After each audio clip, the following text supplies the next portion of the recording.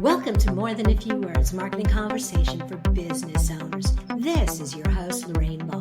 Do you have a vision for your business? Do you have a picture of where your business and your life will be in 3, 5, or 10 years? Well, that's what we're going to talk about today. And to have that conversation, I've invited Jackson Calame to join me. Jackson teaches visionary entrepreneurs how to unlock sustainable revenue growth and expand their legacy by becoming a power brand. Did you know that 96% of businesses fail within the first 10 years? Jackson teaches businesses not only how to avoid failure, but how to win by becoming a true leader in their market. Jackson, welcome to the show. Thanks for having me, Lorraine. This is going to be a lot of fun. It absolutely is. And I want to start with the question that I know you often ask at the beginning of your podcast. What's your vision? Fantastic question. My vision is twofold. One direction is to create a full appreciation for family and personal well-being within the workplace. That preposition being incredibly important. I'm a single father of 4, and there's not a lot of workplaces that want to make room for family. It's especially important when I need the flexibility that I need for my children's case. Then the other side of that is to bridge the economic gap between North America and South America. I got a whole team helping me build that out. And man, it just makes life a lot of fun to be able to try to serve so many people. I love that as you're talking about your vision, there's not a lot of conversation about how much profit you're going to make next quarter or being a leader in the marketplace. You really have this bigger picture of the impact you can create in the world. Mm-hmm. And I know that a lot of my audience that are early stage companies are sitting there thinking, yeah, but I've got to focus on that. How do you balance that? How do you have that bigger picture, but still survive some of the day-to-day challenges of running a business? You used a fantastic word. Most people live based on survival mode. Instead of surviving, I focus on thriving. It's about being your best self. So rather than being problem-oriented, that's survival mode is a problem-oriented mentality. Thriving mode is a solutions-oriented mentality. So if I show up and I'm my best self, I'm going to have my best results, no matter what those results look like. Much like a farmer can plant all of his seeds, grow the best crop in the world, but he cannot control the tornado that could come in and wipe all of that out. The best he can do is make sure he diversifies. The best he can do is make sure that he has a food storage plan and make sure he's prepared for the worst.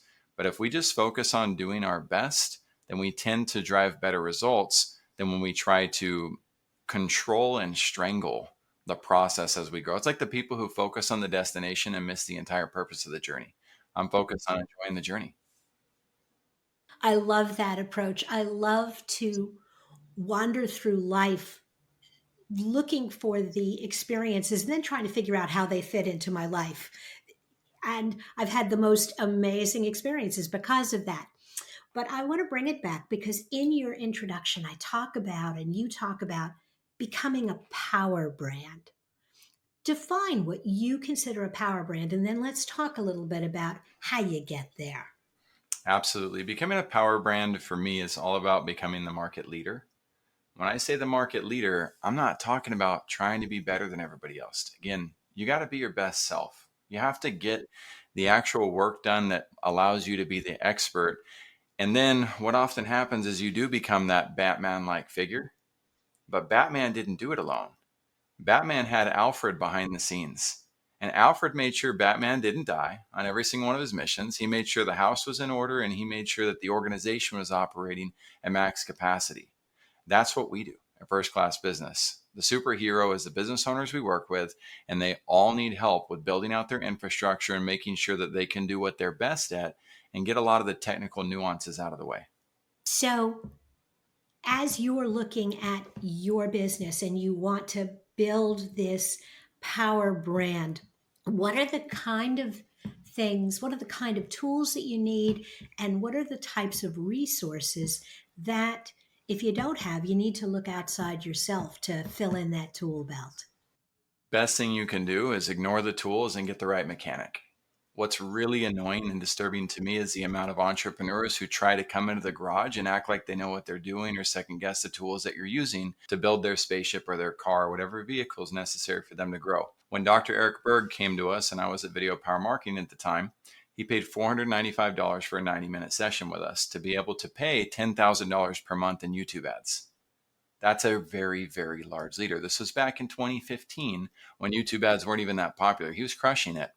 My job was to tell Dr. Berg, your website's one of the worst websites I've ever seen. I wasn't pre-programmed to say that. It was one of the worst websites I had ever seen. He had 106,000 subscribers on YouTube. He was crushing most other brands out there. But had I not had that radical candor, that sense to care enough for his results, the sense to help him see beyond what he could see, he wouldn't be at 12 million subscribers today. That's amazing. And that is so true. When you started that section talking about fixating on the tools, I built an agency based on strategy. And when I sold it, I really enjoyed having conversations with business owners with no strings attached. I'm not looking to sell anything other than spend some time with me and let's have that conversation and let me get you pointed in the right direction. That's my joy. That's my fun.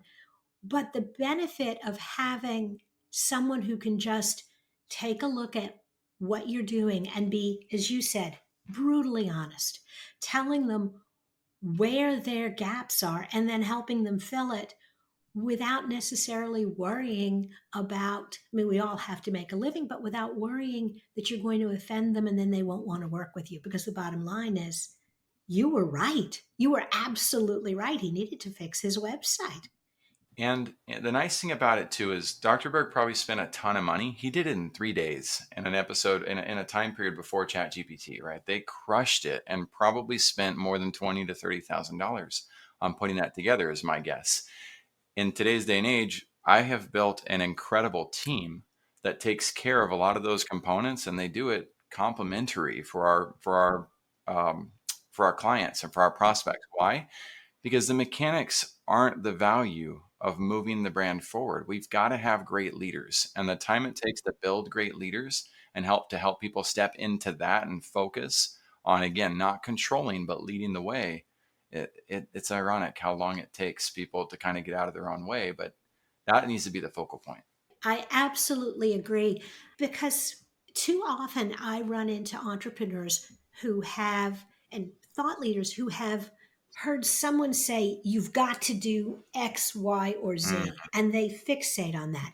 And they fixate on, it's got to be this tool. It's a massive red flag for me. Massive. Anytime somebody uses the word, you've got to do this, or you should do this, or this is what you need to do, those are all controlling words. It's a vocabulary that we can choose to use or not. The moment somebody says that, I know that I don't want to work with them. Yes. I think the approach of, if you do this, here's how it can work. And then you decide if you should or shouldn't do that. Freedom of choice. You nailed it. Absolutely. Of course, now you're going to have me second guessing every word that I use, because I do find that if I'm not policing myself, the shoulds creep in. And that's a holdover from my corporate days. All of us have that opportunity, right? So I do it too, because we live in a society that focuses on absolutes and on controlling vocabulary. So even saying I have to police myself, right? I have an opportunity to say, you know what? I have the opportunity to let go of policing myself.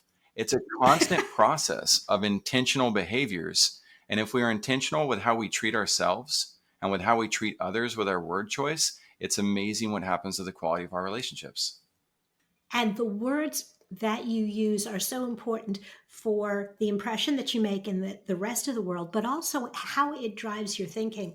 100%. I took a linguistics course in college, and one of the things that I studied was the fact that there was a Native American tribe that had no future tense. Wow. The power of that language. And the question was it an attitude about the way you live your life that drove their language, or was it their language that drove how they lived their life? But either way, this was a culture that became very present and very in the moment. Right. That's the focus. No, there was no future tense. Right. And it's really helpful. in overcoming the vice that is expectation. People love to have expectations. Shakespeare, hundreds of years ago, said, expectation is the root of all heartache. When I learned that, it broke my heart. And I began to start saying, you know what? I've got to learn. I have the opportunity to learn, to stop setting unfair expectations on life that I can't control and appreciate what's given to me. Aspirations are the virtue, expectation is the vice. Fabulous. All right, Jackson, you and I could hang out and chat forever and ever and ever, but we're going to put a pin in it now.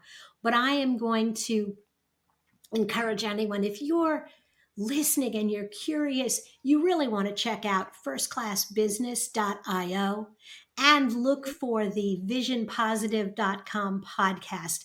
There'll be links to that and all sorts of other social media resources in the show notes. Jackson, thanks for being a part of the show. Fantastic to be here, Lorraine. Take care. You too. If you've enjoyed this conversation and you'd like to find other resources for your business, be sure to look for MTFW wherever you listen to podcasts. Listen to two. They're short. This has been another episode of More Than a Few Words. Thanks for listening.